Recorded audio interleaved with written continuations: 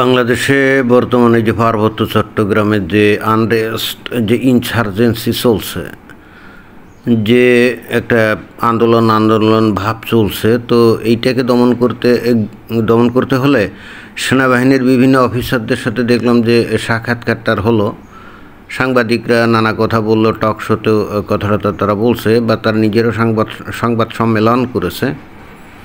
তো সেখানে অনেক অফিসারই দেখলাম যে বলার চেষ্টা করলো যে পার্বত্য অঞ্চলে এখন প্রায় 250 সেনা ক্যাম্প স্থাপন করতে হবে এক্সট্রা। আগে থাকতেই তো ওখানে বেশ কিছু সেনা ক্যাম্প মনে হয় আছে, তো 250 করতে হবে। তো আমি ঠিক বুঝলাম না যে এইটা আসলে কিসের লক্ষণ। 250 ক্যাম্প করতে গেলে কতজন সৈন্য লাগবে ওখানে? ধরেন যে প্রতি ক্যাম্পে মিনিমাম 20 জন, যদি আমি ধরি যে 20 জন সেনা থাকবে, তাহলে 250 ক্যাম্প করতে গেলে তো মিনিমাম 50,000 সৈন্য লাগবে নাকি? তো বাংলাদেশে রিজার্ভে কি 50,000 সৈন্য আছে? আমি জানি না আছে কি না। তো এইটা ওখানে স্থাপন করলে পরে তাহলে যে পাহাড়ি জনগোষ্ঠীকে দমন করা যাবে, অর্থাৎ বিষয়টাকে রাজনৈতিকভাবে মোকাবেলা না করে ফোর্স দিয়ে মোকাবেলা করার চেষ্টা করা হচ্ছে, যেটা আমার কাছে মনে হয় যে ঘটনাটাকে আরও বেশি উস্কে দিবে এবং আরও বেশি উত্তেজনা তৈরি করবে। এবং সেখানে আমি জানি না বাংলাদেশের এই সেনাবাহিনী কতটা কী করতে পারবে, যদিও প্রতিটা সময় তাদের নাম উল্লেখ করতে গেলে বলতে হয় যে দেশপ্রেমিক সেনাবাহিনী, তাই না? দেশপ্রেমিক সেনাবাহিনী যদি না বলা হয় তাহলে কিন্তু তারা খুব মাইন্ড করে। এবং ইন্টারেস্টিং ব্যাপার আমার কাছে যেটা মনে হয় যে বাংলাদেশে মনে হয় যে আর কেউ দেশপ্রেমিক নাই, একমাত্র বাংলাদেশের সেনাবাহিনী হলো দেশপ্রেমিক। কিন্তু দুর্ভাগ্যের বিষয় হলো এই দেশপ্রেমিক সেনাবাহিনী বাংলাদেশে শান্তি শৃঙ্খলা রক্ষা করার চাইতে বা বাংলাদেশের স্বাধীনতা সার্বভৌম রক্ষা করার চাইতে ওই যে বিদেশি মিশনে, ফরেন মিশন আর কি, শান্তি মিশন, তো ওইখানে গিয়ে ওই সে আফ্রিকার বিভিন্ন ইনসার্জেন্ট কান্ট্রিগুলোতে গিয়ে তাদের স্বাধীনতা সার্বভৌমত্ব রক্ষা করে। এবং বাংলাদেশের সৈন্যদের কিন্তু ওখানে যাওয়ার ব্যাপারে আগ্রহ অনেক বেশি। আমি জানি না এই যদি 250 না, যদি এখানে 50টা এক্সট্রা যদি সেনাবাহিনীর ক্যাম্প তৈরি হয়, তো ওই ক্যাম্পে যাদেরকে ওখানে ডিপ্লয় করা হবে, নিয়োগ দেওয়া হবে, আমার ধারণা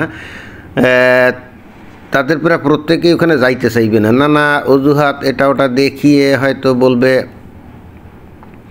যে আমার শারীরিক সমস্যা, হ্যান ত্যান, মানে যাইতে চাইবে না। এটা হলো আসল কথা। তাদেরকে ওখানে জোর করে কিন্তু পাঠাতে হবে। এর অন্যতম কারণ হচ্ছে বাইরে থেকে পার্বত্য অঞ্চলের যতই সৌন্দর্য আপনার নজরে পড়ুক না কেন, ওখানে যখন রাত্রি হয় তখন ওই ক্যাম্পের ওই অঞ্চলে প্রচণ্ড রকম মশার তাণ্ডব আছে, কিন্তু বড় বড় মশা, অ্যানোফিলিস মশা, এগুলো কিন্তু ওখানে ব্যাপকভাবে আছে। তো দিনের বেলায় সূর্যালোকের মধ্যে মনে করেন যে ওই অঞ্চলটাকে দেখলে খুবই মনোরম মনে হয়, বাট রাতের বেলায় তখন যান কিন্তু ওষ্ঠাগত হয়ে যায়। এবং ওখানে যারাই নাকি অতীতে ডিপ্লয়েড ছিল প্রত্যেকে 3, 4, 5, 7, 8, 10, 12 নাকি ম্যালেরিয়া হয়েছিল তাদের, মশার কামড় এবং ম্যালেরিয়া।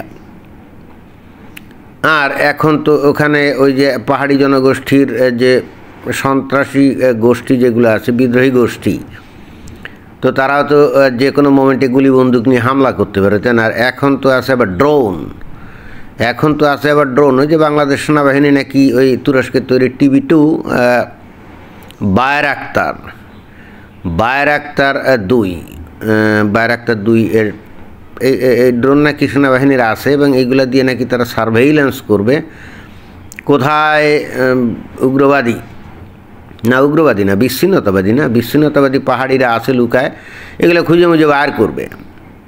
তো তাই যদি হয় তাহলে এই যারা নাকি বিদ্রোহী গোষ্ঠী, বিচ্ছিন্নতাবাদী গোষ্ঠী, তো তাদের পিছনেও তো প্রভাবশালী শক্তি আছে, তাই না? তো তারাও তো, তাদেরকেও তো ওই ড্রোন দিবে। তো তারা কি চুপ করে বসে থাকবে নাকি? তাদের ড্রোন এসে সরাসরি আত্মঘাতী হামলা চালাবে এই ইসের ওপরে, এই যে এই সেনা ক্যাম্পের ওপরে।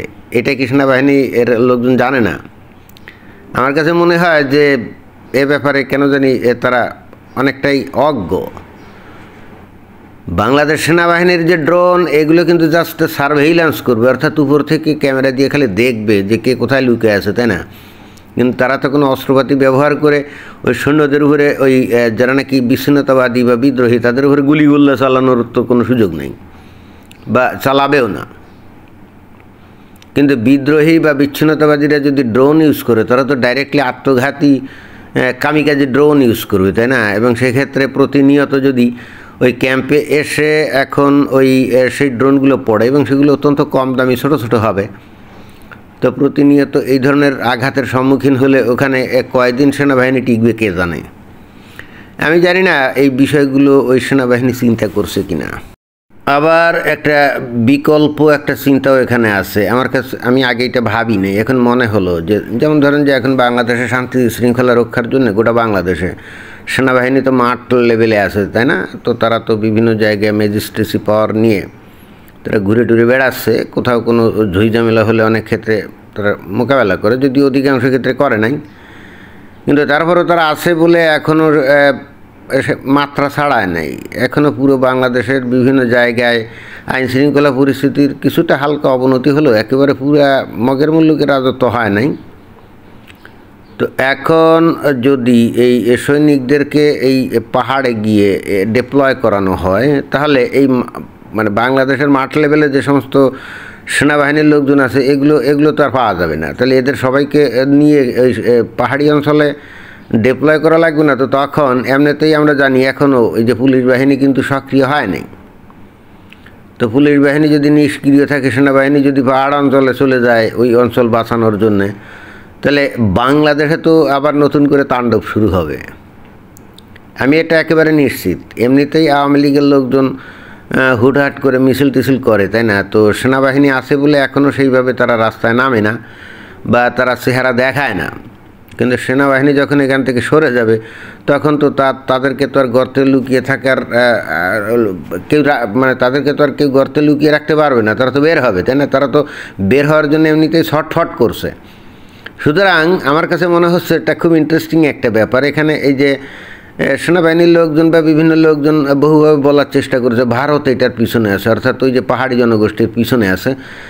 এখন মনে হচ্ছে যে প্রথমে আমার যেটা মনে হচ্ছিল যে ভারত অবশ্যই পিছনে আছে, এখনও আমার সেটাই মনে হয়, কিন্তু আমার কাছে যেটা মনে হচ্ছে যে ওই পার্বত্য অঞ্চল দখল এইগুলা না, যদি যে বিচ্ছিন্নতাবাদীরা ওদের তো অস্ত্রপাতি দিবে ভারত, এতে তো কোনো সন্দেহ নেই, এবং উন্নত মানের অস্ত্রপাতি দিবে ওই সেনাবাহিনীকে যাতে মোকাবেলা করা যায়। অতীতের মতো মানধাতার আমলের অস্ত্রপাতি দিবে আমার তো মনে হয় না। নিশ্চিতভাবেই তাদেরকে মানে উন্নত মানের রাইফেল, তারপরে এমনকি আরপিজিও দিবে, রকেট প্রপেলড যে গ্রেনেড এইটাও দিবে।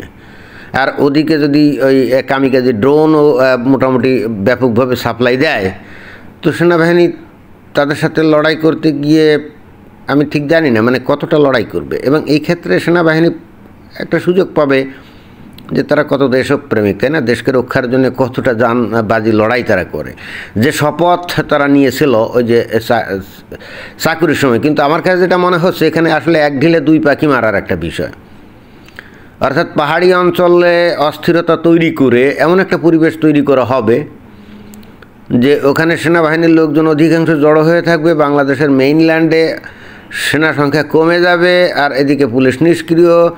তাহলে আওয়ামী লীগ মাঠে বের হয়ে যাবে। তাহলে এক ঢিলে দুই পাখি না, আওয়ামী লীগ মাঠে বের হয়ে যাবে। এবং এটাই মনে হয় একটা অন্যতম লক্ষ্য। আমি আগে চিন্তা করি না এই বিষয়টা, কিন্তু হঠাৎ করে আমার মাথায় এটা ক্লিক করলো যে ঘটনা কি। অন্য কোনো সময় তো এরকম পাহাড়ের লোকজন এত তেতে ওঠে না। এইবার একটা মেয়েকে রেপ করলো, এরকম কত শত হাজার মেয়েকে সেনাবাহিনীর লোক এবং ওই অঞ্চলের যে সেটেলার মুমিন মুসলমান যারা, তারা তো ওই যে আদিবাসী সম্প্রদায় আছে, পাহাড়ি সম্প্রদায় আছে, তাদের সুন্দর সুন্দরী মেয়েদেরকে তো গনিমতের মাল ছাড়া কিছুই ভাবে না। অর্থাৎ সময় সুযোগ পাইলেই তো সেগুলোকে ধরে তারা নানাভাবে ভোগটোগ করে। তো এরকমই একটা করছিল কিছুদিন আগে। তো করার সাথে সাথে পাহাড়িরা এত খেপে গেল কী জন্যে? অবশ্যই এদের পিছনে মদত আছে, কিন্তু এখানে ওদের দিয়ে ওখানে ইনসার্জেন্সি তৈরি করার পিছনে আমার মনে হয় যে ওই অঞ্চলে সেনাবাহিনীকে ব্যস্ত রেখে বস্তুত বাংলাদেশের ভিতরে আওয়ামী লীগ যাতে সক্রিয় হয়ে উঠতে পারে, মাঠ দখল করতে পারে, এ ধরনেরই একটা কোনো কিছু। আমি জানি না এটা চিন্তা করছে কি না। আর যদি সেটা ঘটে তাহলে যে ইনসার্জেন্সি শুধুমাত্র ওই যে পাহাড়ি অঞ্চলে আছে সেটা গোটা দেশব্যাপী ছড়িয়ে যাবে, এতে তো কোনো সন্দেহ নেই, তাই না? আবার ওদিকে যদি সেনাবাহিনীর ক্যাম্প তৈরি না করে তাহলে ওই অঞ্চল তো পাহাড়িরা দখল করে ফেলবে, এবং ওখানে ওই যে এতদিন যে সেটেলাররা, অর্থাৎ যাদেরকে সেটেলার বলা হয়, আমি জানি না, ওরা তো আসলে মুমিন মুসলমান, ওদের বর্ণনা করতে কেন শুধু সেটেলার বলা হয় এটা আমি জানি না, কিন্তু ওই মুমিন মুসলমানরা ওখানে সেনাবাহিনীর সাথে যুক্ত হয়ে পাহাড়িদের উপর অত্যাচার নির্যাতন দশকের পর দশক কম করে নাই। সুতরাং তাদের হৃদয়তে আগুনের জ্বালা, প্রতিশোধ নেয়ার স্পৃহা, তাই না? সেনা ক্যাম্প যদি ওখানে আরও বেশি প্রতিষ্ঠিত করা না হয় তাহলে পার্বত্য চট্টগ্রাম অঞ্চলটা তো বাংলাদেশের দখলে থাকবে তা তো মনে হয় না। এমনও হতে পারে যে বিচ্ছিন্ন হয়ে যেতে পারে, তাই না? কদিন আগে দেখলাম যে ওখানকার এক নেতা জনসমক্ষে ভাষণ দিচ্ছে যে ওই অঞ্চল তারা ভারতের সাথে যুক্ত করে ফেলবে, আর ভারত তো বসেই আছে। ওই অঞ্চলের লোকজন যদি সবাই বলে যে আমরা ভারতের সাথে যুক্ত হব তাহলে সেক্ষেত্রে তো আমি জানি না কীভাবে বাংলাদেশ সরকার এটাকে থামাবে। তবে এ ব্যাপারে আমি নিশ্চিত এইবার যদি ব্যাপকভাবে অস্ত্র ভারত এই পাহাড়িদের দেয়, এবং আমার কেন জানি মনে হচ্ছে দিবে, তাহলে এই সেটেলার তথা মুমিন মুসলমানদের কিন্তু খবর আছে। মুমিন মুসলমানরা ওখানে যুগের পর যুগ ধরে কম অত্যাচার করে নাই, কম বাড়িঘর পোড়া নেই, কম নারীদেরকে ধর্ষণ করে নাই। ওদের হাতে যখন উন্নত মানের অস্ত্রপাতি যাবে, ওরা কিন্তু ওখানে যে মুমিন মুসলমানদেরকে একেবারে সাফা করে দিবে, কোনো মায়া দয়া দেখাবে আমার তো মনে হয় না। এখন দেখা যাক কী হয়। এখন তো বাংলাদেশ একেবারে কেসকি কোলে পড়ে গেছে। পার্বত্য চট্টগ্রামে যদি বেশি করে সৈন্য মোতায়েন না করে তাহলে ওই অঞ্চল হারানোর একটা শঙ্কা, আবার মোতায়েন করলে মেইনল্যান্ডে আওয়ামী লীগ মাঠে নেমে আর একটা ঝামেলা, তাই না? কঠিন আবর্তে পড়ে গেছে। আমি জানি না বাংলাদেশের সরকার কতটা চিন্তা করছে, তবে বেশি চিন্তা করছে মনে হয় না, কারণ এরা তো রাজনৈতিক দলও না, ম্যান্ডেট প্রাপ্তও না। বেশি ভেজাল হলে কেটে পড়লাম, বেশি ভেজাল হলে ডক্টর মোহাম্মদ ইউনূস সহ অন্যান্য যে আছে এদের মধ্যে তো কয়েকজন তো রীতিমতো আমেরিকার নাগরিক বা বাইরের দেশের নাগরিক, তাই না? কেটে পড়বে। তারা তো এমন ঠেকা নাই যে বাংলাদেশকে তাদের গড়ে তুলতেই হবে, এই ধরনের ম্যান্ডেট তো জনগণ তাদের দেয়ও নাই, আর তাদের এত ঠেকাও নাই। বাইরে বিদেশের রঙ্গ তামাশায় জীবনযাপন করে, তাই না? হঠাৎ করে এখানে রাজাধিরাজ হয়ে গেছে, একটু মজা নিল আর কি। যখন পরিস্থিতি একটু কঠিন হয়ে যাবে বেগে যাবে, অসুবিধা কি? যে কয়দিন পারলো মজা নিল। এদের কথাবার্তা চালচলন দেখলেও অনেকটা আমার কাছে সেরকম মনে হয়। তো এটাই ছিল বক্তব্য। ধন্যবাদ।